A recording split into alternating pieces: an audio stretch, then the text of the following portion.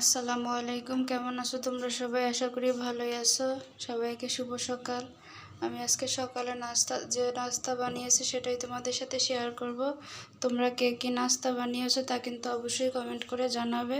তো আমি এখানে কিছু বুটের ডাল সিদ্ধ করে নিয়েছিলাম। সিদ্ধ করে নিয়ে এটাকে আমি রান্না করব, যার কারণে আমি এর ভিতরে কিছু পানি দিয়ে এটাকে ফুটিয়ে নেব সুন্দর করে। আর কেটে নিয়েছি কিছু সবজি, 4-5 পদের সবজি আমি এখানে কেটে নিয়েছি।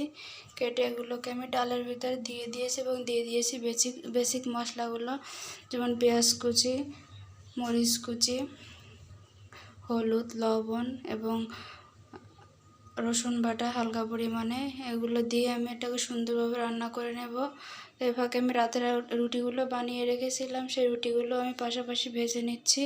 তো আমার রুটিগুলো ভাজাও প্রায় হয়ে গেছে। আমি আবার সবজিটার জন্য একটু পেঁয়াজ ভেজে নেব। পেঁয়াজটা ভেজে আমি সবজির ভিতরে দিয়ে দেবো। সো দেখতে পাচ্ছ আমার সবজিটা দেখতে কতটা সুন্দর এবং স্পাইসি হয়েছে।